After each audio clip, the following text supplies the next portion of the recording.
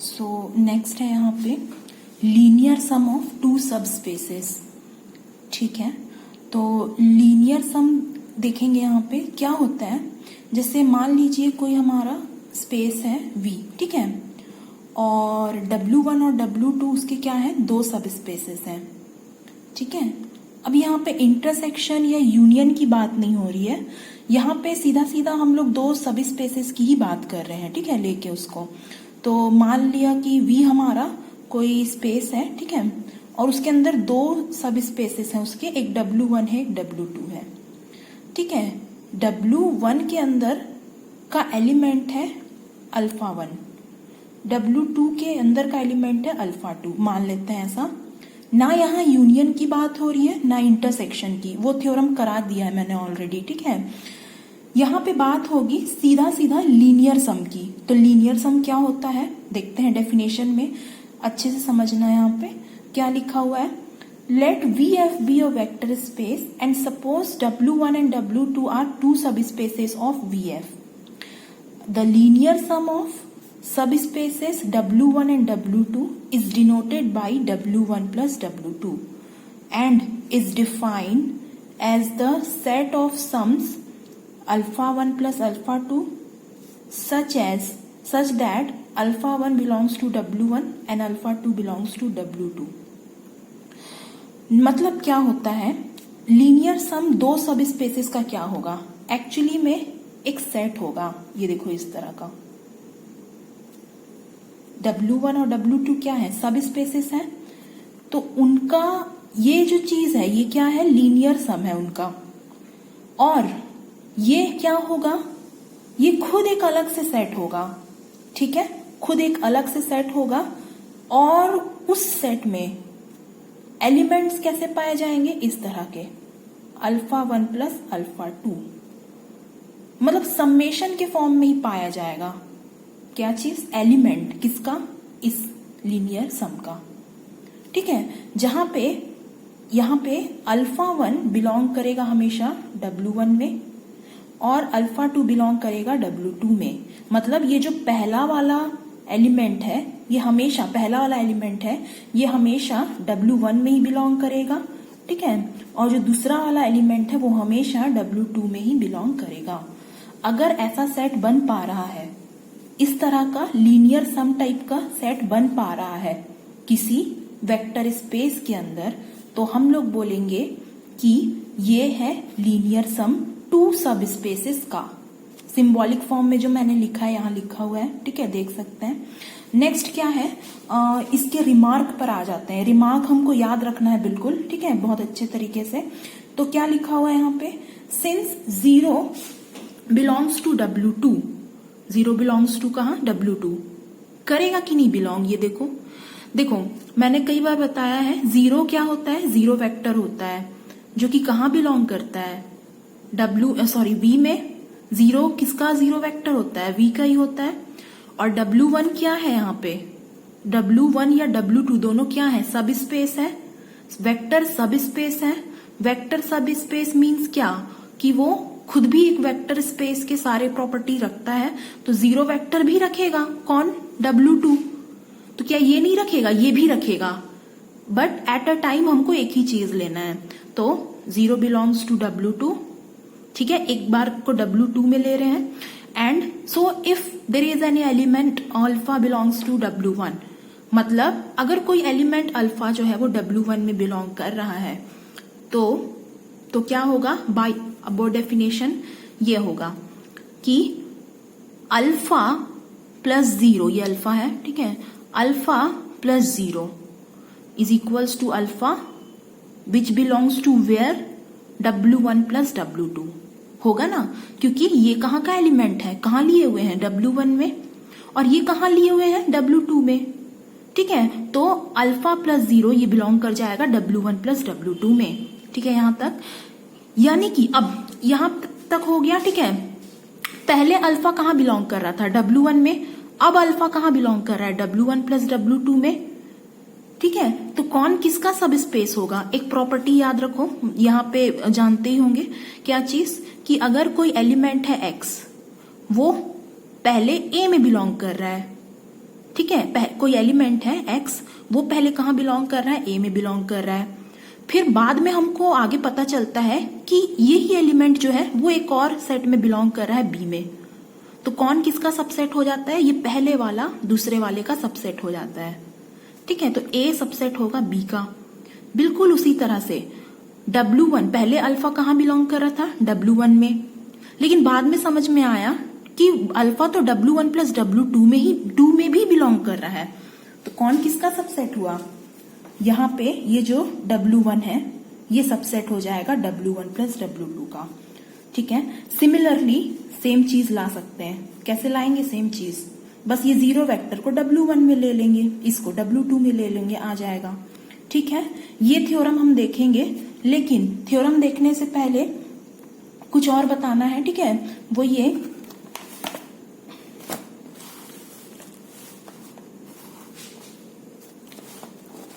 See the smallest subspace containing any subset of VF.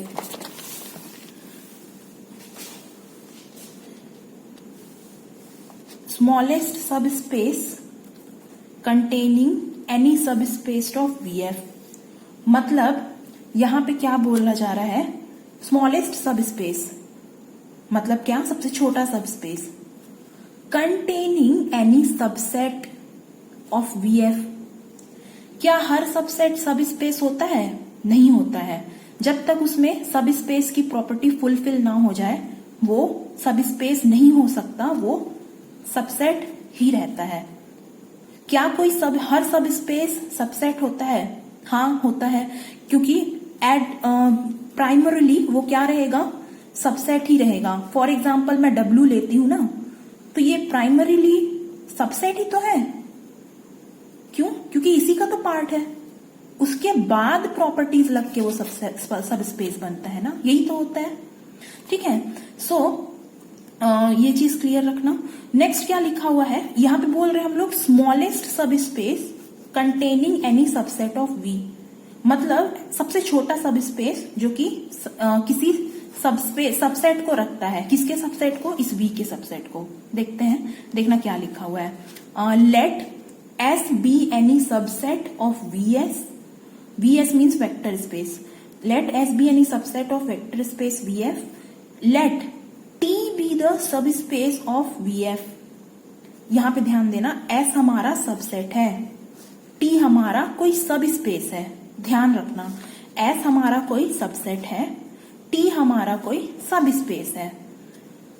अब ये कैसा सब स्पेस है T, which contains the S, means क्या होगा, ये जो T है ये एक सब स्पेस है, कहां पे, V के अंदर, जो कि किसको कंटेन किए हुए है, S को।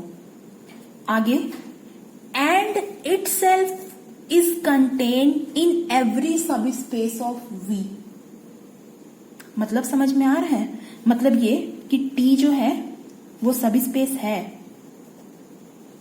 जो कि कंटेन किया हुआ है S को, और S क्या है, सबसेट है। ठीक है, तो यहां पे क्या होगा, T S को कंटेन किया हुआ है, S सबसेट है, T सब स्पेस है, और ये T इटसेल्फ मतलब स्वयं खुद, यहां पे T जो है वो कहां कंटेन है, वो सारे सब स्पेस में कंटेन है, which is itself contain in every सब स्पेस ऑफ V। अब उसके बाद क्या लिखा हुआ है, सब space of V containing S, then T is said to be the smallest subspace of V containing S। मतलब ध्यान से सुनना, ये T है, S को कंटेन किया हुआ है ये, और खुद कंटेन है किसके अंदर, जितने सबस्पेस V के बन रहे हैं उसके अंदर। ठीक है, तो हम लोग क्या बोलते हैं, T जो है, ठीक है, इज ऑल्सो कॉल्ड, यहां पे is also called the subspace of V spanned on generated or generated by S and denoted by T is equals to, ये L S से डिनोट किया जाता है, और यहां पे इस तरह से भी डिनोट किया जाता है बार ब्रैकेट के द्वारा। एक्चुअली में क्या हो रहा है, इसमें कुछ भी ज्यादा मुश्किल चीज नहीं है, बस हमको थोड़ा सा याद रखना है क्या, कि T हमारा सब स्पेस है, वो किसी सबसेट को कंटेन करके रखता है, और ये ऐसा सब स्पेस है जो V के हर सब स्पेस के अंदर कंटेन रहता है। तो अब जैसे कि ये S के अंदर है और ये खुद बाकी सब स्पेसेस के अंदर भी है, तो इनडायरेक्टली S भी बाकी सब के अंदर ही चले जाएंगे, ठीक है ना। तो ये चीज है, और उस केस में हम लोग क्या बोलते हैं कि ये जो T है, ठीक है, इसको हम लोग बोलते हैं स्मॉलेस्ट सब स्पेस कंटेनिंग S। T का नाम ध्यान रखना, T इज स्मॉलेस्ट सब स्पेस कंटेनिंग S, और हम लोग उसको इस तरह से डिनोट करते हैं, T is equals to LS, ठीक है। अब इस T को अगर हम लोग छोड़ दें, ठीक है, इसको जो है इसको हम लोग हटा दें, सिर्फ LS पर फोकस करें, तो LS क्या है, एक्चुअली में T ही है, बट हम लोग यहाँ पे हम लोग इसको बोलते हैं लीनियर स्पान ऑफ S। वो T ही है, ठीक है, वहां तक डेफिनेशन क्लियर है, ठीक है, लेकिन एक्चुअली में वो क्या है, लीनियर स्पान है, इसको बोलते हैं हम लोग लीनियर स्पान। इसको हम लोग अच्छे से देखेंगे तो देखना यहाँ पे एक चीज बस याद रखना है, LS इज द स्मॉलेस्ट सब स्पेस कंटेनिंग S। मैंने अभी क्या बताया है, T इज द स्मॉलेस्ट सब स्पेस कंटेनिंग S। T को हटा दो अब, ठीक है, T को T ना बोल के LS बोल देती हूं क्योंकि वही तो था, ठीक है। और इस LS को हम लोग बोलते हैं linear span of S। T भी बोलते हैं, लीनियर स्पान भी बोलते हैं, और इस लीनियर स्पान का डेफिनेशन देखेंगे आगे, जो कि बहुत इंपॉर्टेंट चीज है। ये एक्चुअली क्या हो रहा है, S से जनरेट हो रहा है, ठीक है, देखेंगे आगे। तो यहां पे एक चीज बस याद रखना, रिमेंबर कि LS या फिर linear span of S is the smallest सब स्पेस कंटेनिंग S।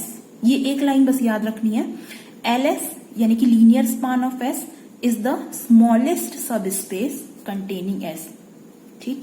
नेक्स्ट क्या है, थोड़ा सा देख लेते हैं यहाँ पे, लीनियर कॉम्बिनेशन ऑफ वेक्टर्स, ठीक है। Linear combination of vector means क्या होगा, मान लीजिए कि V ओवर F हमारा कोई वेक्टर स्पेस है, और α1, α2, αn ये सब वेक्टर्स हैं, कहाँ पे, V के अंदर, ठीक है, V के अंदर कोई वेक्टर्स हैं, और A1, A2, AN मतलब बहुत सारे स्केलर्स हैं, कहाँ पे, F के अंदर। स्केलर हमेशा कहाँ बिलोंग करता है, फील्ड में ही, ठीक है। Then any vector alpha represented by finite sum like this is called the linear combination of vector। See, यहाँ पे क्या होगा, जैसे कि मान लेते हैं हमारे पास हमारा स्पेस है V, ठीक है, उसमें बहुत सारे वेक्टर्स हैं, बहुत सारे, ठीक है, और फिर वो V जो है वो हमेशा एक फील्ड पर ओवर द फील्ड डिफाइन होता है, तो फील्ड भी है हमारा, ठीक है। अब वो फील्ड जो है, ठीक है, जो फील्ड है हमारा, उसमें का क्या बिलोंग करेंगे, स्केलर बिलोंग करेंगे। अब क्या होगा, होता ये है कि इसी में से कोई एक वेक्टर, ठीक है, मान लेते हैं वो अल्फा है, उसको हम लोग प्रेजेंट कर सकते हैं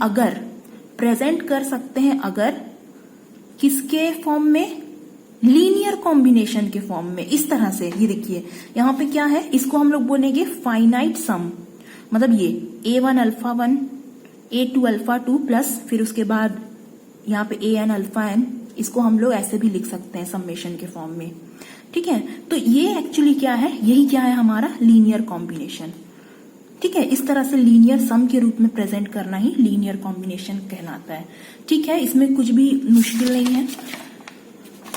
नेक्स्ट देख लेते हैं linear span of a set, ठीक है। अभी मैंने बताया linear span of a set, ठीक है, ये उसका मेन डेफिनेशन है। तो देखते हैं यहाँ पे, किसी linear span of a set, ठीक है, सेट हमारा क्या ले लेते हैं, S ले लेते हैं, उसका लीनियर स्पान क्या होगा, LS होगा। ये चीज क्लियर है, ठीक है। तो क्या होगा यहाँ पे, let S be a non empty subset of vector space. S क्या है हमारा, कोई नॉन एम्प्टी सबसेट है, कहाँ पे, वेक्टर स्पेस में, ठीक है।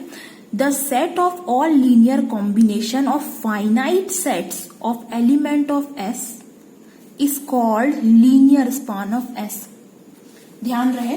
अब क्या होगा, यहां पे मान लेते हैं जैसे कि ये हमारा वेक्टर स्पेस है V, ठीक है। इसके अंदर कोई सेट है S, इस सेट में एलिमेंट्स होंगे एलिमेंट्स, क्योंकि किसके अंदर है, ये वेक्टर स्पेस के अंदर है ना। वेक्टर स्पेस के अंदर एलिमेंट्स होंगे, डेफिनेटली S के अंदर भी होंगे। तो उन एलिमेंट्स का, ठीक है, उन एलिमेंट्स को ले लेते हैं, मान लेते हैं α1 α2, ये इस तरह से एलिमेंट्स हैं, ये S के एलिमेंट्स हैं, ठीक है, ये जो है। अब क्या किया जाता है, इनका जो एलिमेंट्स है किसके, S के, इनका बना दिया जाता है लीनियर कॉम्बिनेशन, ठीक है, बना लेते हैं। यही तो होता है क्या, लीनियर कॉम्बिनेशन, ठीक है।